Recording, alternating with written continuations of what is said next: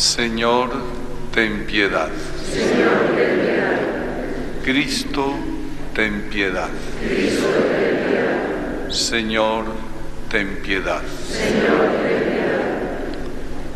Gloria a Dios en el cielo y en la tierra paz a los hombres que ama el Señor. Por tu inmensa gloria te alabamos, te bendecimos, te adoramos, te glorificamos.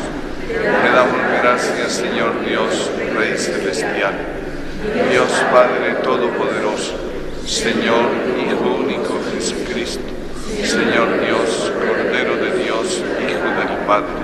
Tú que quitas el pecado del mundo, ten piedad de nosotros. Tú que quitas el pecado del mundo, atiende nuestra súplica. Tú que estás sentado a la derecha del Padre, ten piedad de nosotros. Porque solo tú eres santo, solo tú, Señor, solo tú, Altísimo Jesucristo, con el Espíritu Santo, la gloria de Dios Padre. Amén. Oremos. Que tu pueblo, Señor, exulte siempre al verse renovado y rejuvenecido en el Espíritu, y que la alegría de haber recobrado la adopción filial afiance su esperanza de resucitar gloriosamente. Por nuestro Señor Jesucristo, tu Hijo, que vive y reina contigo en la unidad del Espíritu Santo, y es Dios por los siglos de los siglos. Amén.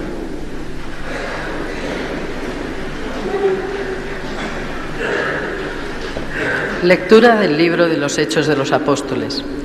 El día de Pentecostés, Pedro, de pie con los 11, pidió atención y les dirigió la palabra. Judíos y vecinos todos de Jerusalén, escuchad mis palabras y enteraos bien de lo que pasa. Escuchadme, israelitas. Os hablo de Jesús Nazareno, el hombre que Dios acreditó ante vosotros, realizando por su medio los milagros, signos y prodigios que conocéis. Conforme al designio previsto y sancionado por Dios os lo entregaron, y vosotros, por mano de paganos, lo matasteis en una cruz. Pero Dios lo resucitó, rompiendo las ataduras de la muerte. No era posible que la muerte lo retuviera bajo su dominio, pues David dice refiriéndose a él: tengo siempre presente al Señor, con la mira derecha no vacilaré.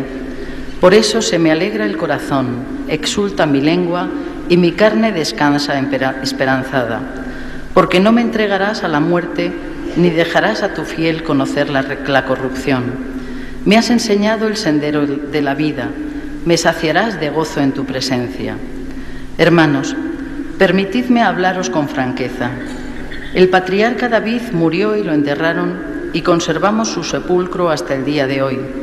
Pero era profeta y sabía que Dios le había prometido con juramento sentar en su trono a un descendiente suyo, cuando dijo que no lo entregaría a la muerte y que su carne no conocería la corrupción. Hablaba previendo la resurrección del Mesías. Pues bien, Dios resucitó a este Jesús y todos nosotros somos testigos. Ahora, exaltado por la diestra de Dios, ha recibido del Padre el Espíritu Santo que estaba prometido y lo ha derramado. Esto es lo que estáis viendo y oyendo. Palabra de Dios. Señor, me enseñarás el sendero de la vida. Señor, me enseñarás el sendero de la vida. Protégeme, Dios mío, que me refugio en ti. Yo digo al Señor, tú eres mi bien. El Señor es el lote de mi heredad y mi copa. Mi suerte está en tu mano. Señor, me enseñarás el sendero de la vida. Bendeciré al Señor que me aconseja. Hasta de noche me instruye internamente. Tengo siempre presente al Señor. Con Él a mi derecha no vacilaré. Señor, me enseñarás el sendero de la vida. Por eso se me alegra el corazón, se gozan mis entrañas y mi carne descansa serena, porque no me entregarás a la muerte, ni dejarás a tu fiel conocer la corrupción. Señor, me enseñarás el sendero de la vida. Me enseñarás el sendero de la vida, me saciarás de gozo en tu presencia, de alegría perpetua a tu derecha. Señor, me enseñarás.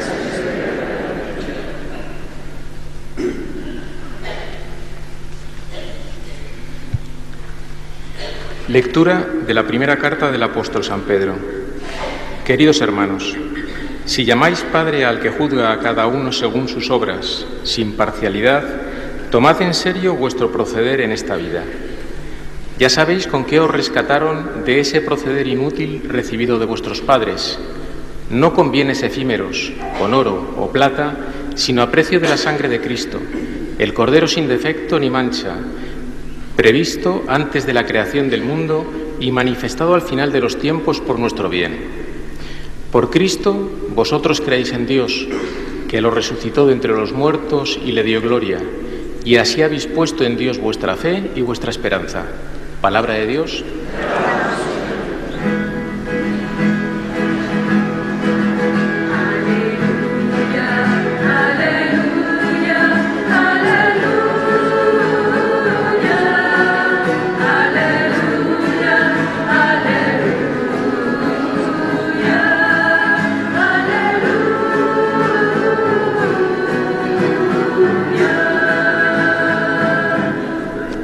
El Señor esté con vosotros.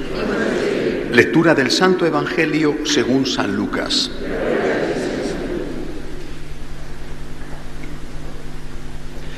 Dos discípulos de Jesús iban andando aquel mismo día, el primero de la semana, a una aldea llamada Emaús, distante unas 2 leguas de Jerusalén. Iban comentando todo lo que había sucedido. Mientras conversaban y discutían, Jesús en persona se acercó y se puso a caminar con ellos, pero sus ojos no eran capaces de reconocerlo. Él les dijo: ¿qué conversación es esta que traéis por el camino? Ellos se detuvieron preocupados, y uno de ellos, que se llamaba Cleofás, le replicó: ¿eres tú el único forastero en Jerusalén que no sabes lo que ha pasado allí estos días? Él les preguntó: ¿qué? Ellos le contestaron: lo de Jesús el Nazareno, que fue un profeta poderoso en obras y palabras ante Dios y ante todo el pueblo. Cómo lo entregaron los sumos sacerdotes y nuestros jefes para que lo condenaran a muerte y lo crucificaron. Nosotros esperábamos que él fuera el futuro libertador de Israel. Y ya ves, hace 2 días que sucedió esto. Es verdad que algunas mujeres de nuestro grupo nos han sobresaltado, pues fueron muy de mañana al sepulcro, no encontraron su cuerpo e incluso vinieron diciendo que habían visto una aparición de ángeles que les habían dicho que estaba vivo. Algunos de los nuestros fueron también al sepulcro y lo encontraron como habían dicho las mujeres, pero a él no lo vieron. Entonces Jesús les dijo: qué necios y torpes sois para entender lo que anunciaron los profetas. ¿No era necesario que el Mesías padeciera esto para entrar en su gloria? Y comenzando por Moisés y siguiendo por los profetas, les explicó lo que se refería a él en toda la Escritura. Ya cerca de la aldea donde iban, él hizo ademán de seguir adelante, pero ellos le apremiaron diciendo: quédate con nosotros, porque atardece y el día va de caída. Y entró para quedarse con ellos. Sentado a la mesa con ellos, tomó el pan, pronunció la bendición, lo partió y se lo dio. A ellos se les abrieron los ojos y lo reconocieron, pero él desapareció. Ellos comentaron: ¿no ardía nuestro corazón mientras nos hablaba por el camino y nos explicaba las Escrituras? Y levantándose al momento se volvieron a Jerusalén, donde encontraron reunidos a los 11 con sus compañeros, que estaban diciendo: era verdad, ha resucitado el Señor y se ha aparecido a Simón. Y ellos contaron lo que les había pasado por el camino y cómo lo habían reconocido al partir el pan. Palabra del Señor. Queridos amigos, es una alegría volver a estar en casa, sobre todo porque al fin y al cabo, sin desmerecer nada, ¿verdad? Pero como en la propia casa en ningún sitio. Y se cumple, os lo puedo asegurar, eso de que de Madrid al cielo. Y no porque sea de Madrid, sino que de verdad esto es como una droga que una vez que se prueba, estés donde estés, ya no estás igual. Así que estoy feliz de poder estar aquí después de todos estos meses por América, en un entremés, porque me queda poco tiempo para volver a partir para América. Es lo que tiene esto de andar fundando, que es una cosa bastante incómoda, sinceramente, pero se hace por el Señor.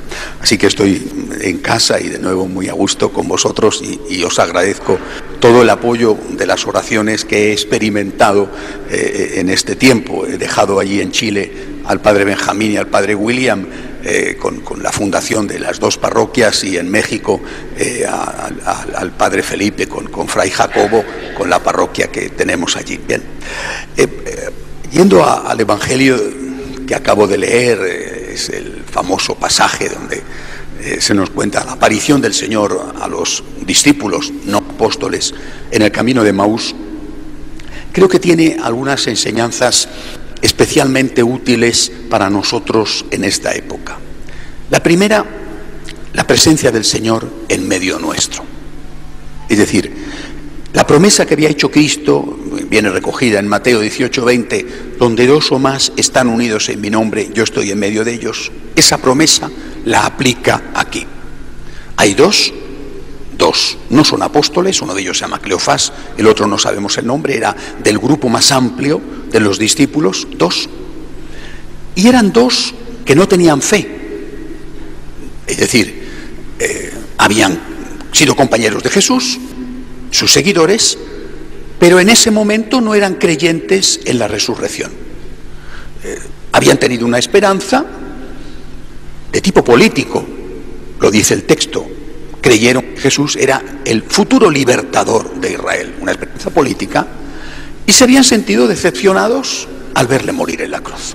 Bueno, sus planes, sus objetivos no se habían cumplido. Bueno, y se marchan, huyen. Y sin embargo, tienen algo, amistad entre ellos. Debían de ser dos que, es normal que en un grupo grande siempre haya un grupo más próximo entre ellos y otro grupo más próximo, es lo normal, ¿no? Debían de ser dos amigos, quién sabe si a lo mejor eran parientes, que entre ellos mantienen una amistad. Hay, por lo tanto, una unidad.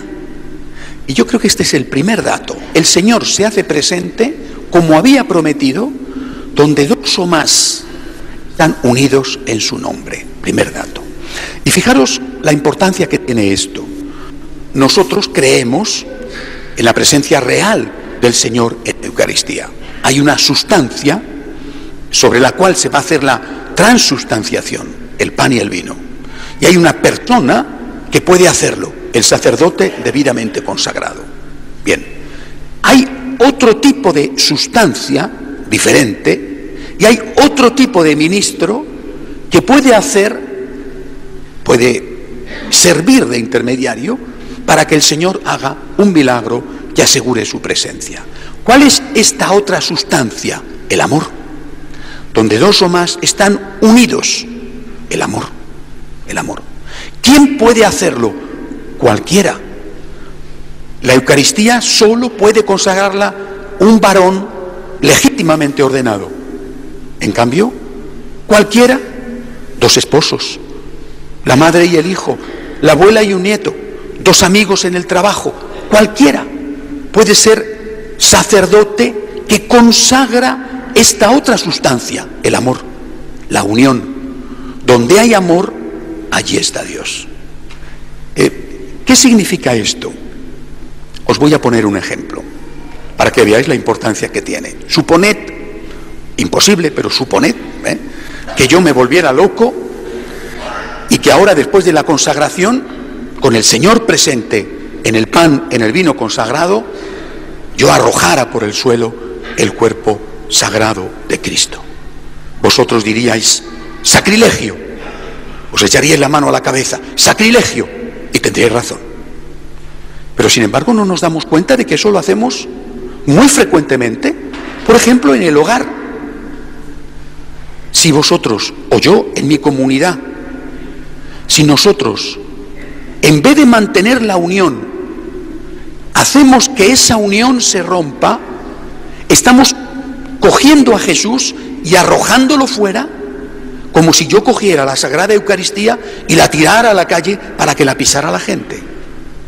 Es decir, si yo puedo consagrar la presencia del Señor con el amor, también puedo romper, destruir la presencia del Señor cuando no tengo amor.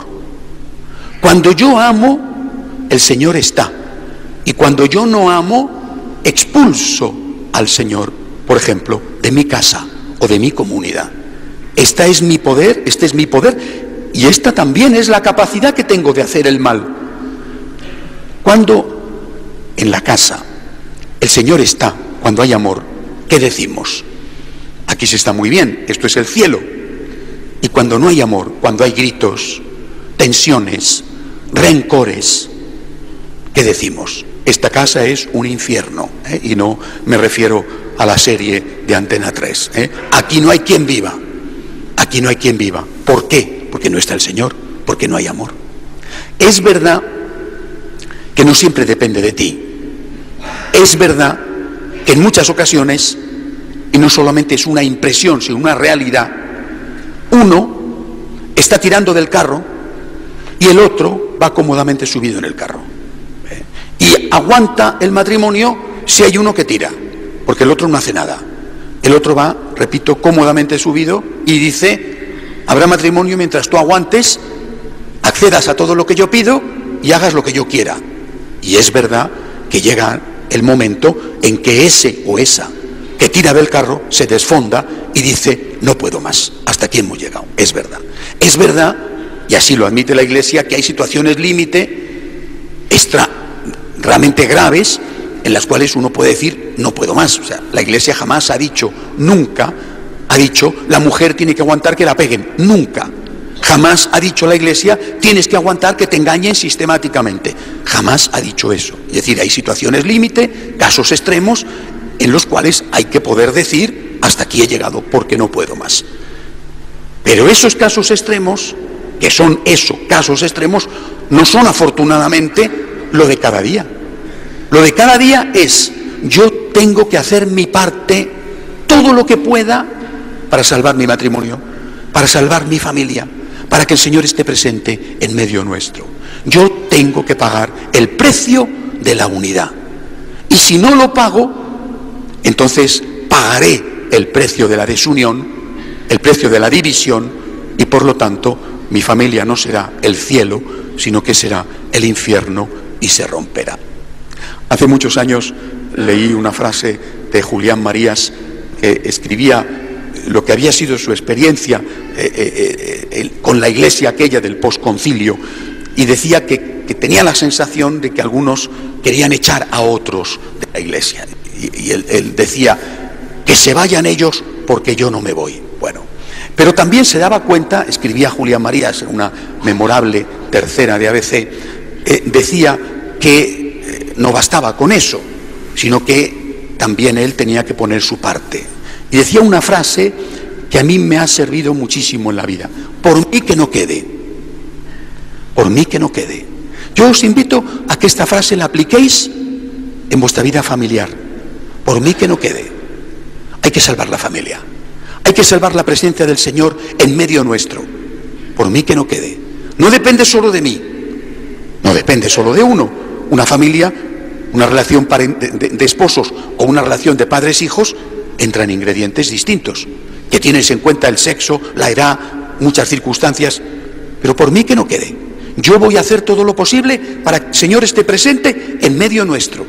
Voy a hacer todo lo posible para que mi hogar sea el cielo y no una pesadilla con la que me encuentro todos los días y en la que no se puede vivir. Por mí que no quede. Voy a hacer todo lo posible con la ayuda de Dios para salvar mi familia, mi matrimonio o mi relación entre padres e hijos. Primer punto. Segundo, aparte de este hecho, de que el Señor se hace presente en medio de los discípulos, llevando a la práctica una promesa de que Él está cuando hay unidad, aparte de esto, hay otra cosa importante. Estos apóstoles no le reconocen. Tampoco la Magdalena le reconoció el domingo por la mañana cuando le vio, le confundió con el jardinero. No le reconocen. El cuerpo real de Cristo resucitado era diferente de aquel cuerpo previo a la resurrección. Era cuerpo, le tocan, le ven comer, le escuchan, no es un fantasma, pero es distinto. Y esto nos sucede también a nosotros muchas veces en la vida. Hay un cliché, hay un modelo de Dios. ¿Cuál es el modelo de Dios que todos reconocemos? El Dios de la gloria, el Dios de los milagros, el Señor de los milagros, el Dios todopoderoso. Ese es el cliché. Estos discípulos dicen, habíamos esperado de él que fuera el libertador de Israel. Tenían su cliché, tenían su modelo. El Cristo político, el Cristo guerrero, el Cristo que a base de milagros desarmaba a los romanos, el Cristo que a base de milagros transformaba las piedras en panes, o de 2 o 3 panes y 4 o 5 peces daba de comer a la multitud, el Cristo que resucitaba a los muertos, el Cristo que curaba las enfermedades. Este es el cliché de Dios, el Todopoderoso, que lo es.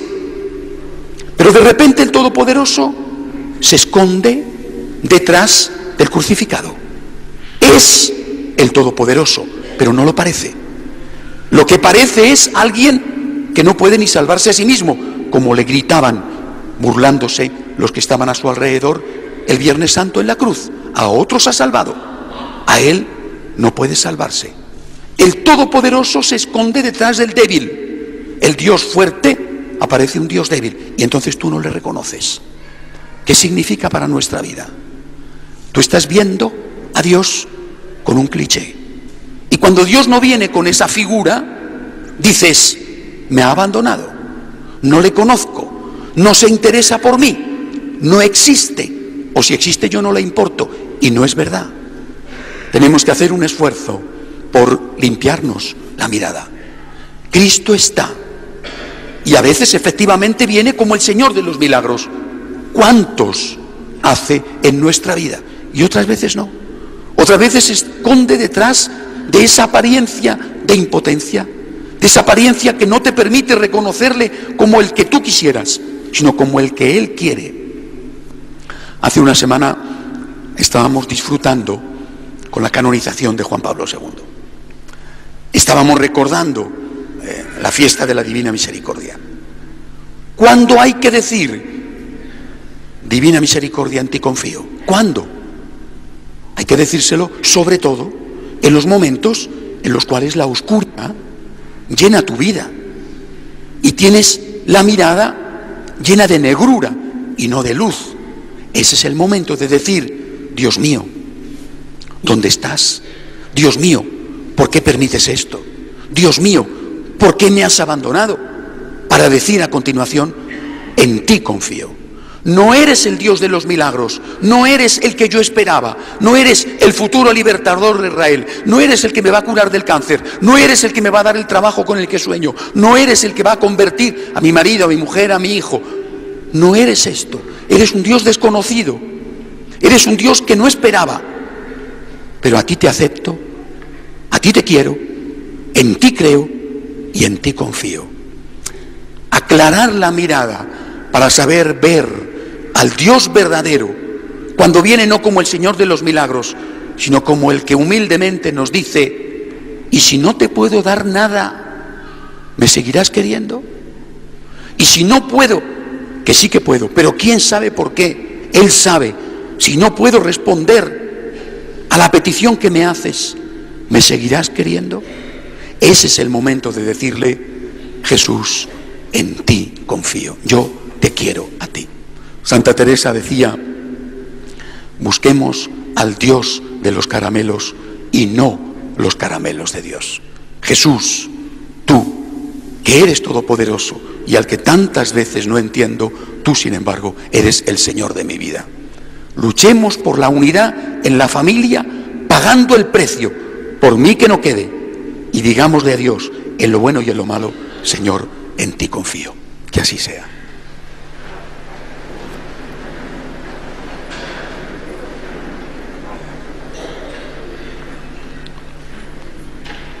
Creo en un solo Dios, Padre Todopoderoso, Creador del cielo y de la tierra, de todo lo visible y lo invisible.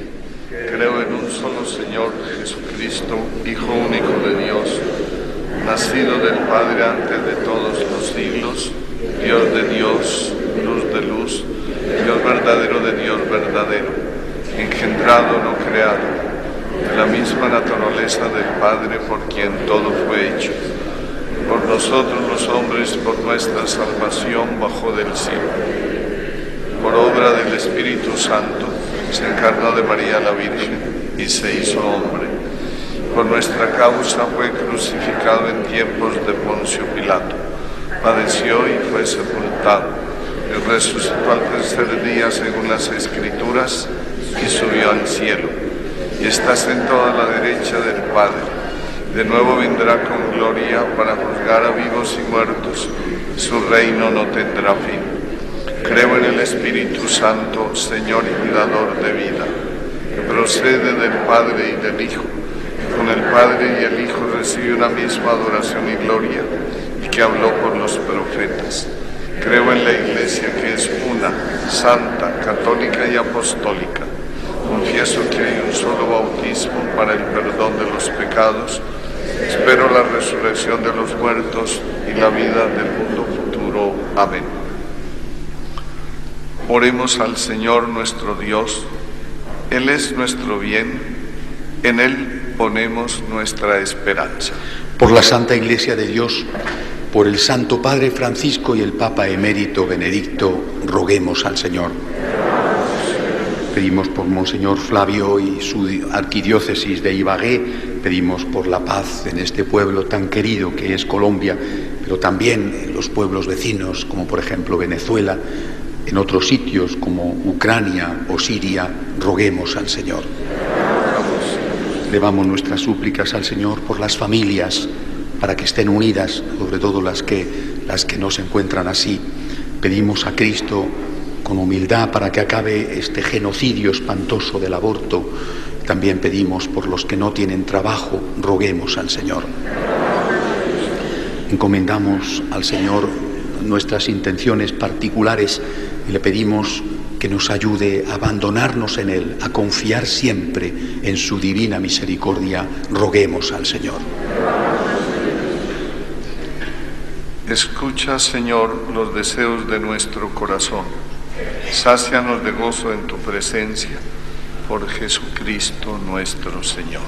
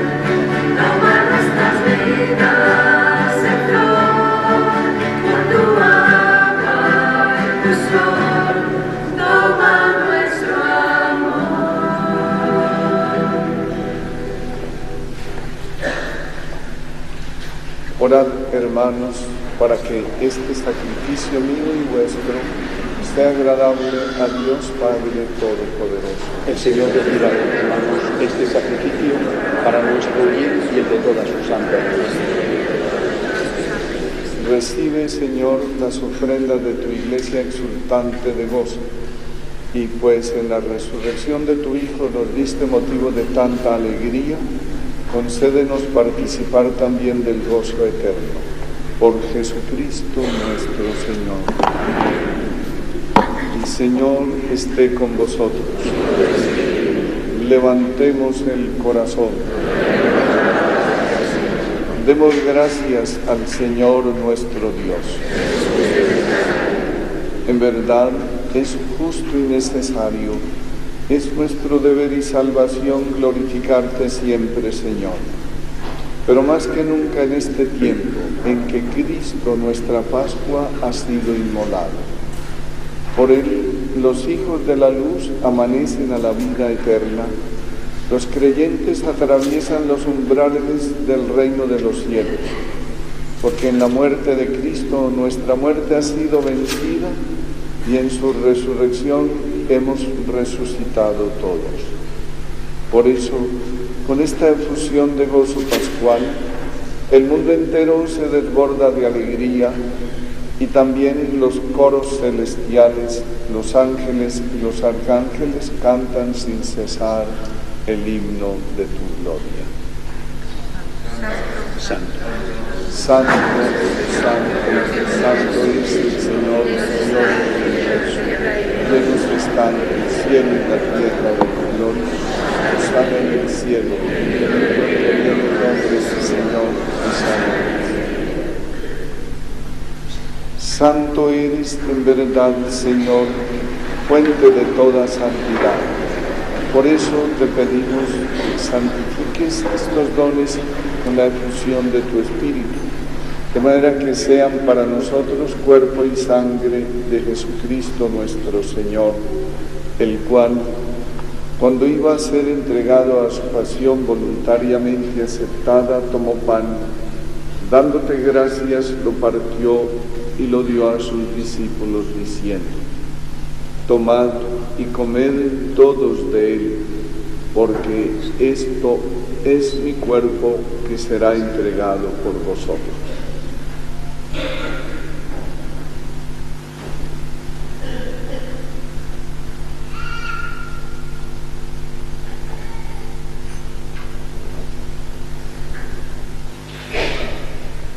Del mismo modo, acabada la cena, tomó el cáliz y dándote gracias de nuevo lo pasó a sus discípulos diciendo: tomad y bebed todos de él, porque este es el cáliz de mi sangre, sangre de la alianza nueva y eterna, que será derramada por vosotros y por todos los hombres para el perdón de los pecados. Haced esto en conmemoración.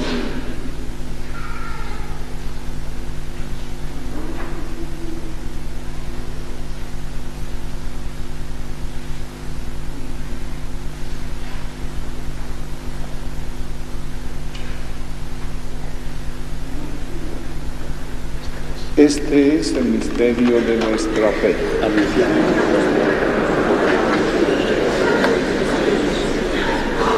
Así pues, Padre, al celebrar ahora el memorial de la muerte y resurrección de tu Hijo, te ofrecemos el pan de vida y el cáliz de salvación, y te damos gracias porque nos haces dignos de servirte en tu presencia. Te pedimos humildemente que el Espíritu Santo congregue en la unidad a cuantos participamos del cuerpo y sangre de Cristo. Acuérdate, Señor, de tu Iglesia extendida por toda la tierra y reunida aquí en el domingo, día en que Cristo ha vencido a la muerte y nos ha hecho partícipes de su vida inmortal. Y con el Papa Francisco, con nuestro obispo Antonio y nuestro obispo Flavio aquí presente, y todos los pastores que cuidan de tu pueblo, llévala a su perfección por la caridad. Acuérdate también de nuestros hermanos que durmieron en la esperanza de la resurrección, de Carmen, Juan, Eulalia y de todos los que han muerto en tu misericordia, admítelos a contemplar la luz de tu rostro. De misericordia de todos nosotros, y así con María la Virgen Madre de Dios, su esposo San José, los apóstoles, San Juan Pablo II y cuantos vivieron en tu amistad a través de los tiempos, merezcamos por tu Hijo Jesucristo compartir la vida eterna y cantar tus alabanzas. Por Cristo, con Él y en Él, a ti, Dios Padre Omnipotente, en la unidad del Espíritu Santo, todo honor y toda gloria por los siglos de los siglos. Llenos de alegría y de esperanza por ser hijos de Dios, oremos como Cristo mismo nos enseñó. Padre nuestro que estás en el cielo, santificado sea tu nombre. Venga a nosotros tu reino. Hágase tu voluntad en la tierra como en el cielo. Danos hoy nuestro pan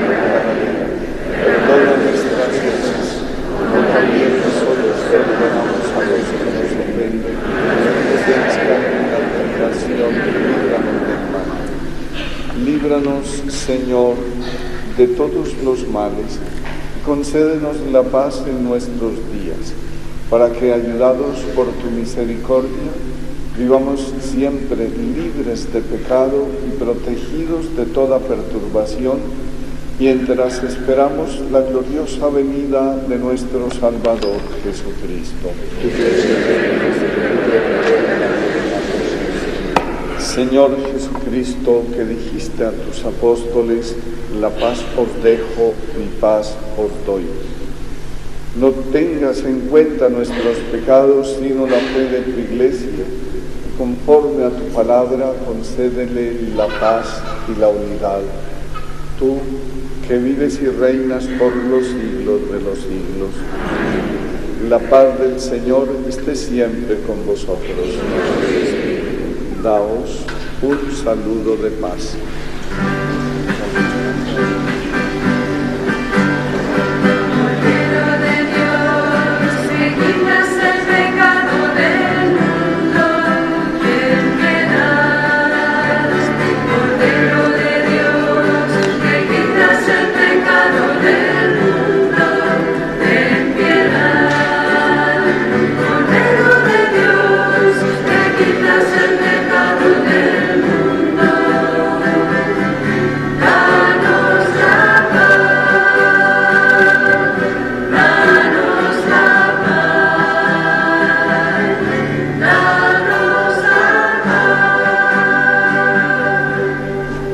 Este es el Cordero de Dios, que quita el pecado del mundo.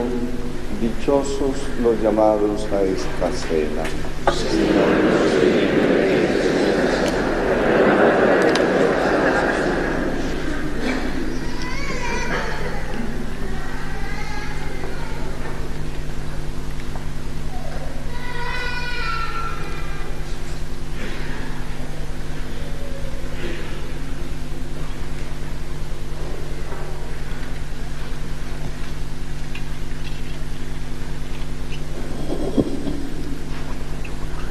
Cantamos el número 80, Peregrino de Maús.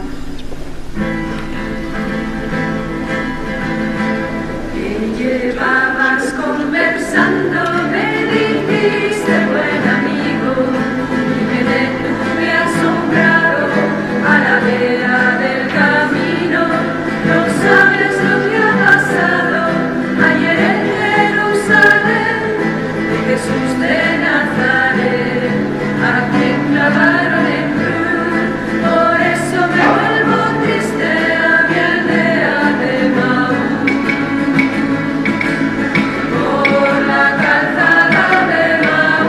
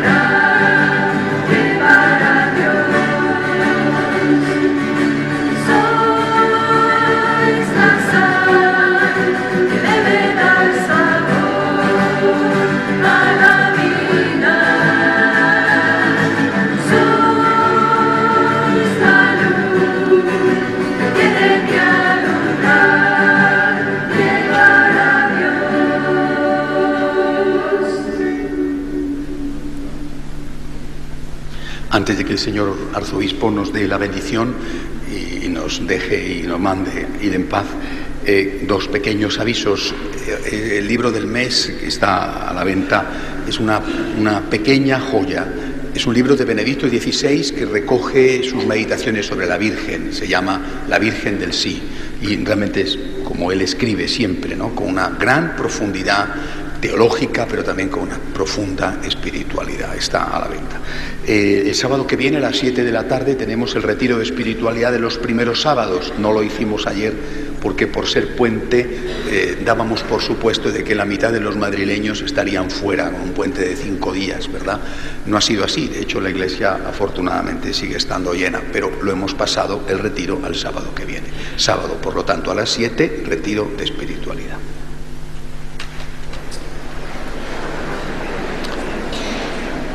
Oremos. Mira, Señor, con bondad a tu pueblo, y ya que has querido renovarlo con estos sacramentos de vida, concédele también la resurrección gloriosa. Por Jesucristo nuestro Señor. Les deseo a todos una nueva semana llena de las gracias y bendiciones de Dios. El Señor esté con vosotros. Nuestro auxilio está en el nombre del Señor. La bendición de Dios Todopoderoso, Padre, Hijo y Espíritu Santo, descienda sobre vosotros y os acompañe siempre. Podéis ir en paz.